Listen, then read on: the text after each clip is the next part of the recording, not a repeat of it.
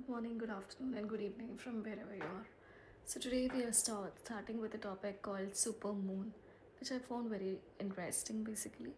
So the term supermoon was actually coined by Richard Noley in 1979. No need to remember the name, but you'll have to understand what supermoon is. So before understanding the supermoon, we will talk about something else. That is apogee, perigee, what are all of them? So this is your Earth, and in an elliptical path, the moon circulates around your Earth. Okay, that is, it rotates, revolves, whatever it is. So the supermoon occurs when a full moon.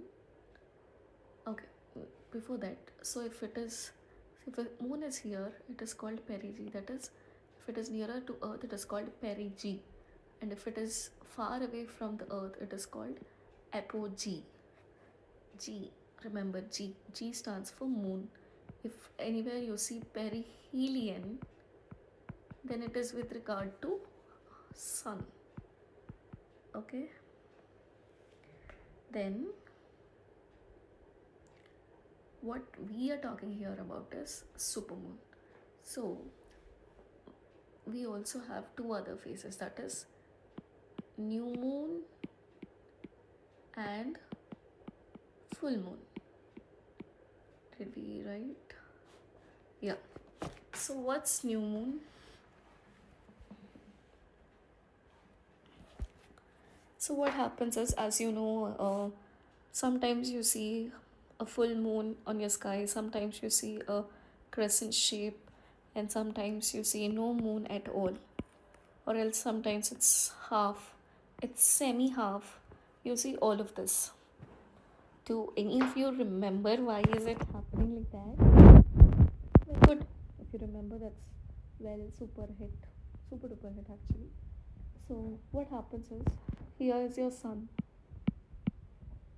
and as everybody know, moon is a natural satellite which revolves around the earth.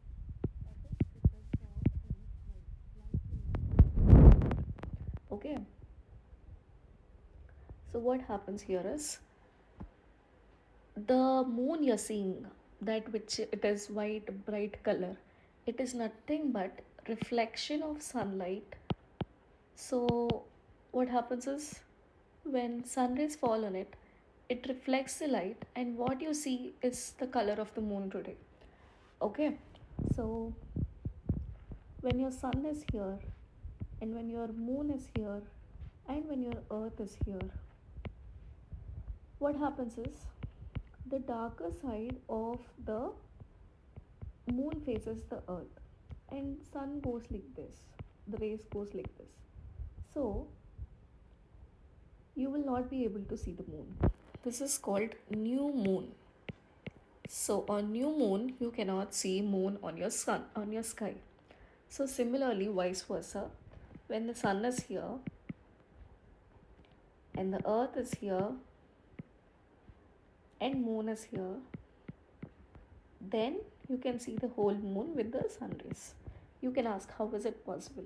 See, with respect to earth, moon is inclined towards a degree, so that is how you see the color. So I hope you understand this.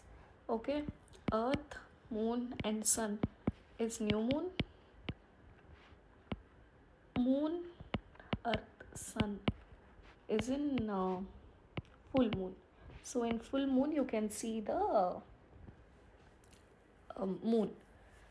Okay, so you can ask, so if they are in straight line, we will get the lunar eclipse, solar eclipse. That's totally a different point again. Don't go into that right now.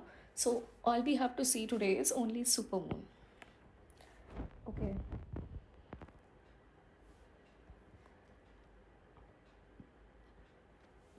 So you understand what's new moon, you understand what's full moon, right? So now what's supermoon? When a full moon or new moon occurs at the moon's closest point to earth, that is at perigee. If it occurs at there, then it is called supermoon. That is, your moon is more nearer to you. It will seem that it is more nearer to you, and it is at the perigee. You will have 30% more brightness than normal. Okay. Similarly, what will happen when it is at apogee, that is farther from Earth, then you have something called micromoon. Okay. And there are other events like blood moon, total lunar eclipse, blue moon, second full moon in a month. So this all we will see when we are talking about lunar and solar eclipse. Okay. Then now we will talk about Indian Space Policy 2023. This has been approved by government as well. So initially we never had a particular framework of, you know, that this is our Indian space policy, this is our way forward, this is what we are trying to achieve exactly, what is our way ahead. There was no specific policy like that integrating all together, but this was the first time where we had a policy like that. So before understanding this, I would like you to understand something which I will tell right now. So let's say this is a prime minister, and here you have space commission, here you have department of space, you have autonomous bodies like physical research lab, and then NARL, NESAC, and then IIST, and then the most famous ISRO, in space, CPSEs, which is again two types, that is National Space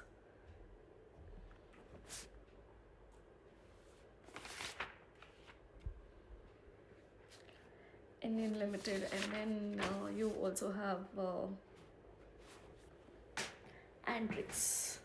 So basically this is your so this map is there in the connecting the dots page. So first we'll see what are the different roles of them. Okay,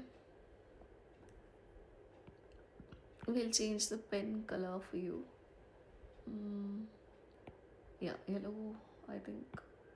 No, orange. Yeah, you're able to see right, orange also. Yes. So what prime minister does is, prime minister does nothing actually. So department of space directly reports to prime minister.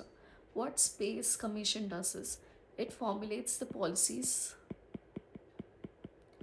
and this department of space implements the policies. In order to implement anything, you will have to divide your work equally and nicely, right?